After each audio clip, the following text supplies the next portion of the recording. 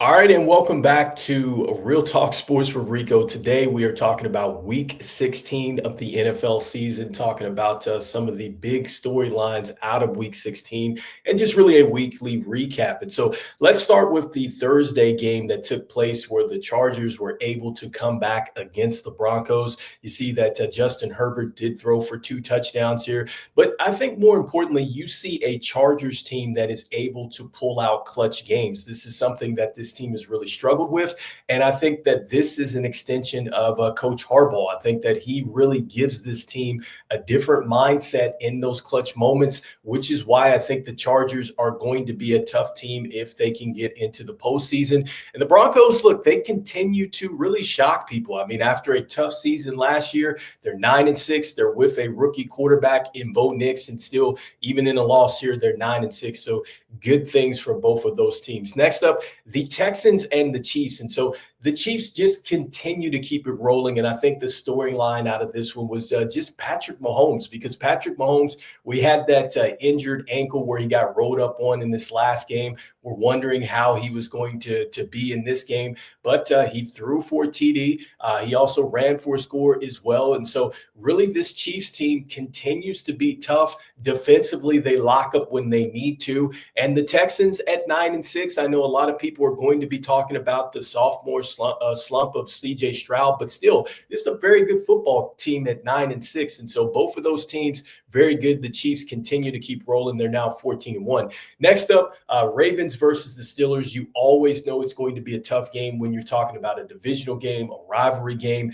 This was in Baltimore, and so the Ravens get it done. They've been rolling over the last couple of weeks. They took care of the Giants, and they take care of a hot Pittsburgh Steelers team as well. And so they win 34-17. I think just really the key out of this one was Derrick Henry, man. He had it rolling, 24 carries, 162 yards. If you had him going in fantasy football, he got you some things done this week. Next up, the Falcons versus the Giants. And so this was a great game for the rookie quarterback, Michael Penix. This is a guy that, I had predicted that he was going to be the starter for the Falcons, or not a starter, but actually drafted, I should say, for the Falcons. And then here it is now. And so he puts up 34 in his first effort. I did see one of his interceptions, not necessarily his fault, where Kyle Pitts loses the ball and basically kind of hands it off to a defender. So I think he looked pretty good. They're 8-7. They're trying to get into the playoffs. The Giants, man, they have got to do a serious rebuild. Next up, the Lions and the Bears. And so, look, the Lions take care of business against the Bears 34-17. I was looking at this game, and I thought it was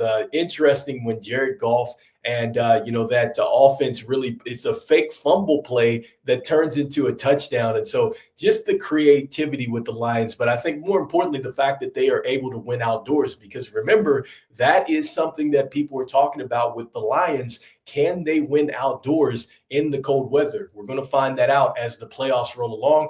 And with the Bears, it continues to be disappointing. I think that they have something with Caleb Williams, but I think that they still need to kind of tear some stuff down there in Chicago and kind of build it back up as far as just getting things on the right page for this franchise. And so next up, the Bengals and the Browns. And so the Bengals, look, they continue to put points up on the board. Joe Burrow is having, I think, a great season, even though they're losing out there. But he had some Superman-ish type of plays.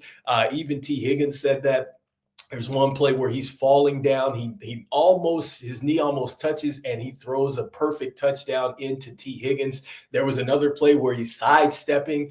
He's getting hit and literally, throws it up and gets to his tight end, and that goes for about 15, 20 yards. So, look, Joe Burrow was out there willing and dealing out there. And so it was great to see that. And I think that, the Bengals, I'm not sure if they're eliminated, but at 7-8, they're certainly fun to watch right now. 24-6, they win over the Browns. Next up, the Colts take care of the Titans. And so the Titans made it interesting down the stretch. But I think more importantly, you see Jonathan Taylor coming back from a rough week last week. Much was talked about where he dropped the ball before he got into the end zone. 29 carries, 218 yards, and 3 touchdowns. So a good game for him.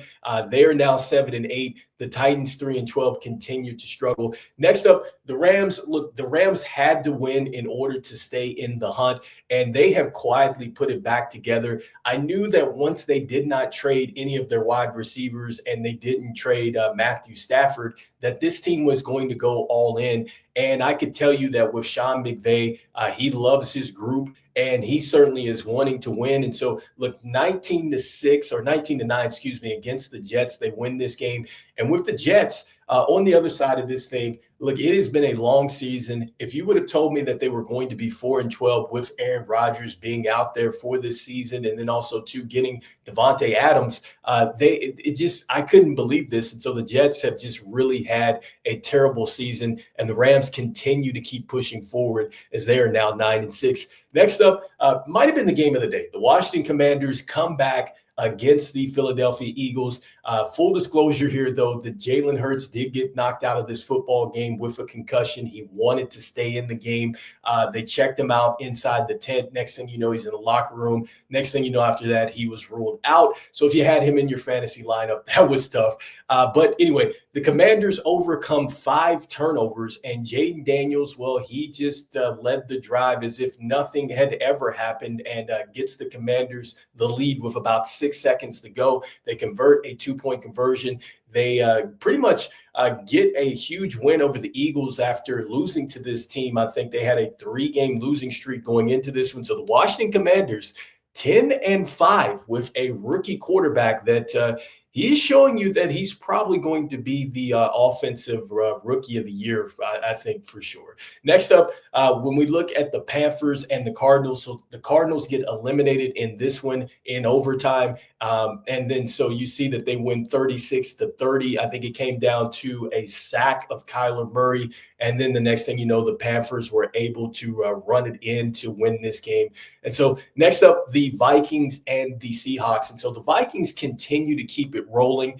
They win 27-24. And it's just been the resurgence of Sam Darnold. I think that he's been incredible. Justin Jefferson, 10 receptions, 144 yards, and 2 touchdowns. Like, I thought he was going to struggle this year, especially since they had, let Kirk Cousins go. That has not been the case. The Vikings are 13-2, and the Seahawks, well, they still have a chance at the playoffs. I think that now they're down to single digits as far as a chance to make the playoffs in the NFC, so at 8-7. So next up, you have the Patriots and the Bills. And so, look, the Bills take care of business in this one, 24-21.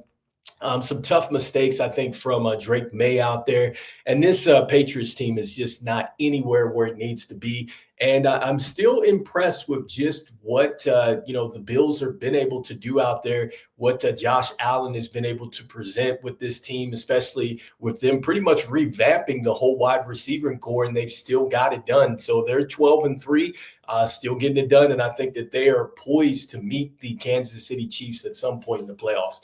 Next up, you have the Raiders. And so the Raiders beat the Jaguars 19-14. Look, both of these teams are going to need to do a massive rebuild in this one. And so neither team is going anywhere. 3-12 for both of those. The 49ers got eliminated from playoff contention along with the Cowboys. They lose to the Dolphins 29-17. Still a slim hope for the Dolphins. Next up here on Sunday night. And so the Cowboys versus the Buccaneers.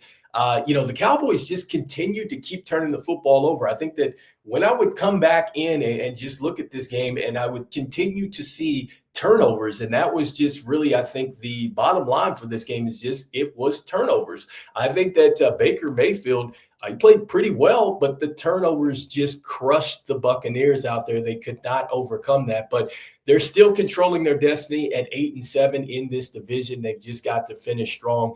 And so that is the week. So make sure that you go out there and check out this upcoming game versus the Saints and the Green Bay Packers. Look, I like the Green Bay Packers in this one. They've been rolling. I like the addition of Josh Jacobs. I was very hesitant about him coming over, especially with the injury history, but he runs hard. He fits their system. And I think that he opens it up for Jordan Love off that play action. So this team is pretty exciting to watch. So make sure you go out there and check them out here on Monday Night Football. This is week 16. And I still owe you guys some NBA content as well. So make sure you check that out. You can check me out on YouTube and Spotify, and I'll be dropping another show here. So once again, this is Rico. This is Real Talk Sports. I'll see you on the next one. Peace.